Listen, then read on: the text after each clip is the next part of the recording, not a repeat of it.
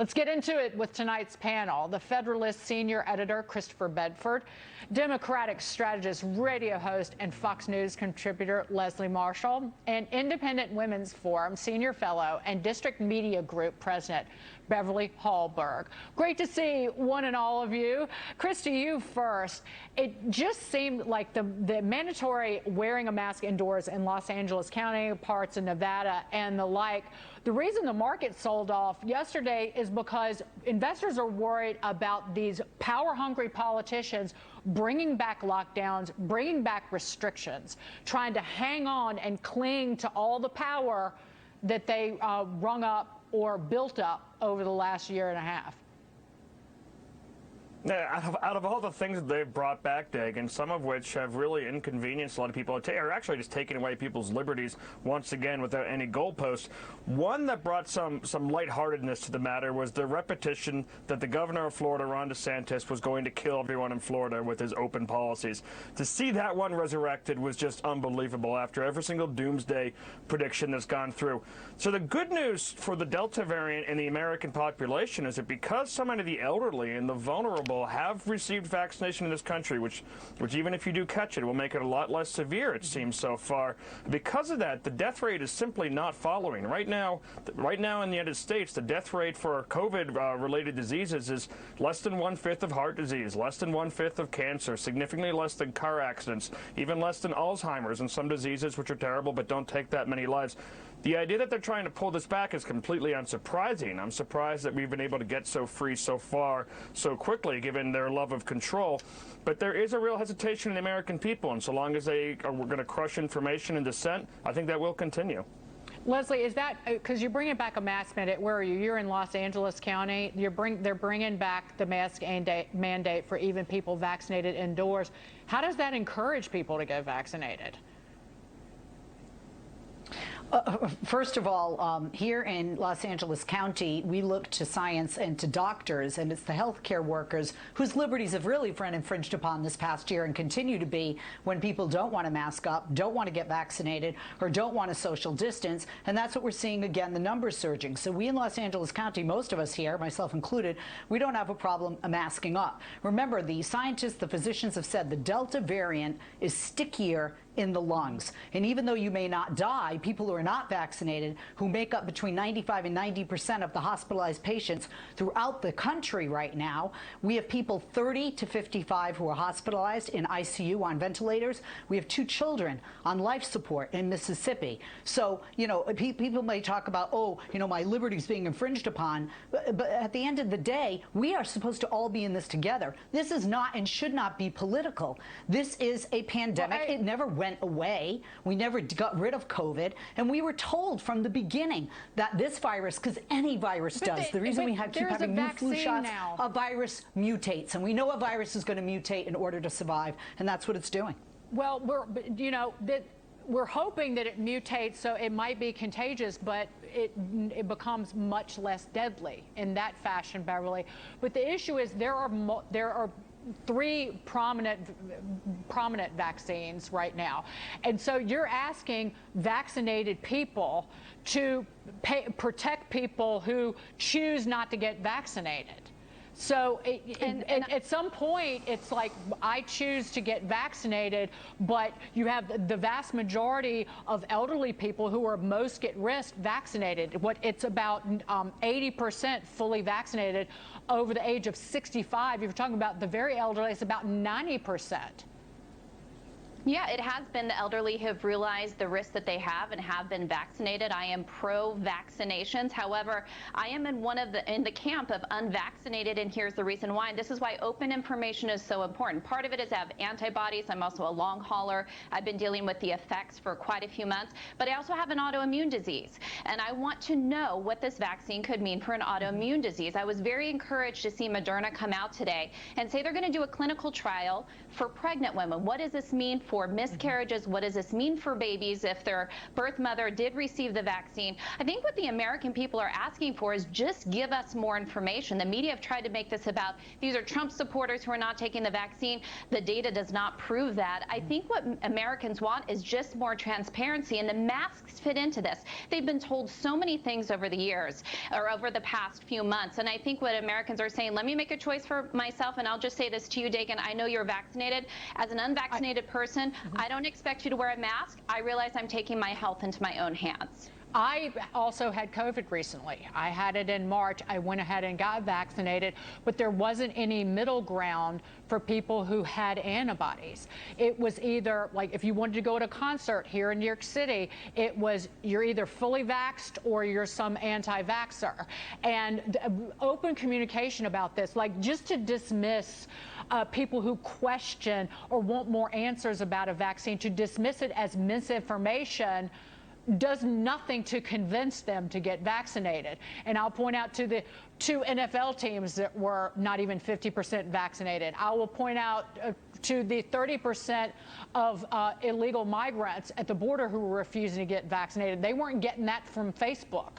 This is a bigger problem, and I will end with this. I know I'm going to see you guys later, but if you go back to last fall, if you want to talk about politicizing the vaccine, it was the fear-mongering from Kamala Harris, it was the fear-mongering from Joe Biden, it was the fear-mongering from an Andy Cuomo about the Trump vaccine that discouraged a whole hell of a lot of people maybe from getting it. So that's on them.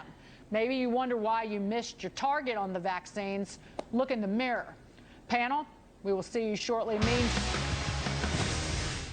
Amazon founder Jeff Bezos is back on solid ground tonight after launching himself into space in his own Blue Origin spacecraft. The flight barely lasted 10 minutes, but the billionaire's journey will live on in history. He called his voyage a life-changing event. On how it felt? Oh my God! My expectations were high and they were dramatically exceeded. But how is it going to change the future of space travel? We're going to build a road to space so that our kids and their kids can build the future. Blue Origin plans 2 more missions to space later this year, signaling tourism in space is open for business. The panel is back. Chris Bedford, Leslie Marshall, and Beverly Hallberg. Leslie, I am not going to be a McDowell, as my mother would have said, and be negative and pessimistic. I wanted to be Luke Skywalker. And I watched this and I just thought, you know what, this is private industry and private money that is taking over the move into space. It's Musk, it's Richard Branson. This is the future. Oh, the sky is literally the limit. I thought this was awesome.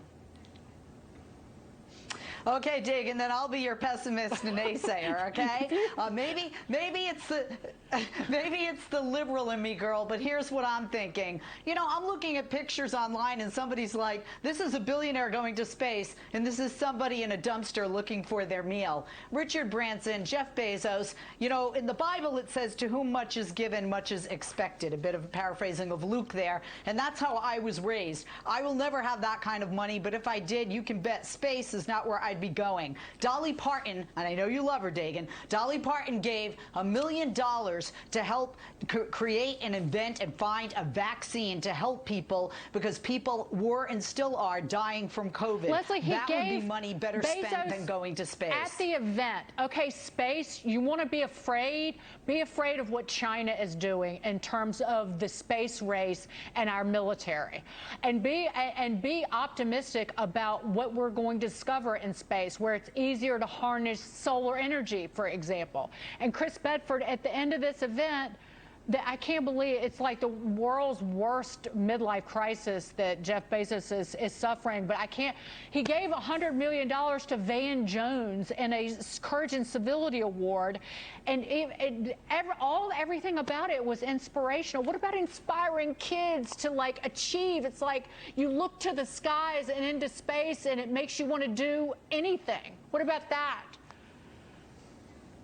I mean, I think it was a great space adventure, aside from the fact that it kind of looked a lot like the Austin Powers spacecraft Dr. Evil escaped in. I think it was a great thing, and I think we should be exploring, we should be pushing. It's sad that NASA's not leading the way on this anymore, and that it has come down to private individuals. Although I was less uplifted by some of the charity, to join some of the pessimism here. I don't think giving $100 million to somebody who's worth $5 million in the 1% is that great, nor do I think giving $100 million to Jose Andres, who is worth 10 times more, which he also did, is that great. I think there's a lot of people who could benefit to that. To Leslie's point, but the space part, that is fantastic. China, as you mentioned, is helping, catching up with us dramatically. They're not going to be an ally. We need to be up there, and that's the future. Humankind is an exploratory race, and it's great to see that back in action. Well, I can't believe, Chris, you were talking about, oh, I wish NASA was in it. Well, the government, you know, it was becoming extremely costly. We were hitching rides with the Russians to the space station, and the political will, it lost political clout, so the lawmakers turned their backs on space. So if it's for private industry, it's like, you made our lives better with Amazon, now take us to space and make our lives better that way. Beverly, final word on this topic. The only mistake I see in all of this was the cowboy hat that he wore in his press conference. I think he should never wear that hat again. But I agree that I think if we want to fix things on Earth, which is the criticism against him, we're going to have to take care of things in space, because we are in a race against China. And I also think the moral of the story is if you make products people like, you might be able to go to space, because that's what Jeff Bezos did today. And I think it's good for national security and good for the country. Yeah, a lot of people weighing in on the cowboy hat. No offense to you, but all over Twitter who don't know anything about cowboy hats. And that, to me, looked like a bull rider's block on that hat. I could be wrong, but it looked like a bull rider's block. Moving on. Meantime, there may be trouble in Tokyo. There are less than 72 hours until the scheduled kickoff of the highly anticipated Olympic Games, but organizers are not ruling out an 11th hour cancellation. As more Olympians test positive and advertisers continue to pull out, organizing chief Toshiro Muto said earlier, "We can't predict what will happen with the number of coronavirus cases at this point. The coronavirus cases may rise or fall, so we will think about what we should do when the situation arises." International Olympic Committee President Thomas Bach directly contradicted this statement, saying canceling the games was never an option because, quote, the IOC never abandons the athletes. So will the Olympic Games finally see the light of day? Beverly, I ended with you. I go back to you on this. Was it a mistake to hold them? The polls in Japan, the people of the nation didn't want the games to go ahead even a few months ago. Well, I think there were problems with the Olympics ever since they let biological men compete with women for the first time, so I think that's been concerning. I personally am for the Olympics continuing if the athletes feel comfortable, because I think what we're seeing even with the Delta variant is that there are going to be elements of COVID that are here to stay, and we're going to have to learn how to live with it. We can't shut down everything for the foreseeable future. I hope they compete, but in this as well, Tokyo is talking about contaminated water for the open swim, so this isn't just about COVID. Obviously, that's the main concern, but they have some other health issues going on as well that they need to clean up. I think it's possible that they may cancel this, but I hope the athletes speak up and want to move forward with it. Chris Bedford, go or no on these Olympics? I think I should go. Of course, I certainly will not be tuning in, partially because of having let men in, and partially because the Winter Olympics are, in my opinion, a lot more fun as a downhill skier. It's important to put a little bit of perspective on this. When we're talking about people under the age of 18, John Hopkins just put out a study that said the death rate for those who don't have a serious disease like childhood cancer is 0. That hasn't really changed anything with the CDC that's never done the research. Now, I think with Olympic athletes it's going to be similar. Of course, with the host country, you've got a lot of fans you have to worry about, but we're not going to stop disease. We're never going to stop disease. It will always be a threat. We can hide in our bedrooms all we want or hide behind masks. The reality is we ought to come out and we ought to start playing games and coming together as a world. Leslie, it could be, if they just went ahead, it could be a real way to convince people to get vaccinated. But what do you say?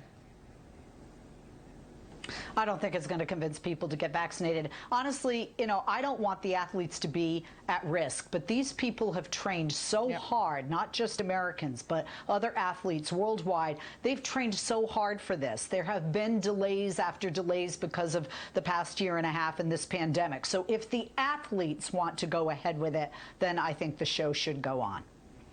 Tell me, we're moving on. Speaking of going on, tell me you're a dingbat without telling me you're a dingbat. It's easy. Just wear any of the merch featured at Congresswoman AOC's new online store. You can find great bargains like this sweatshirt that says tax the rich for only $58. It is made in the United States, even though AOC's politics appeared to be made in Karl Marx's Communist Manifesto. Now, some critics are blasting the New York Democrat for using capitalism to push socialism. So how many Democratic socialists will be rocking these new threads in a neighborhood near you? Leslie, I'm not accusing you of being a communist or a socialist, but there's one like t-shirt or sweatshirt. It says, "Drink water, don't be a racist." And I thought, well, I drink a lot of Red Bull. What does that make me? Well, I like you. I know you're not a racist. I can't drink Red Bull. I'd just be flying around this room. I drink a lot of water and no plug, a lot of Coke Zero because I've been dieting and it's helping me not eat. But bottom line is I don't like this idea. And let me tell you why. Not because it's AOC.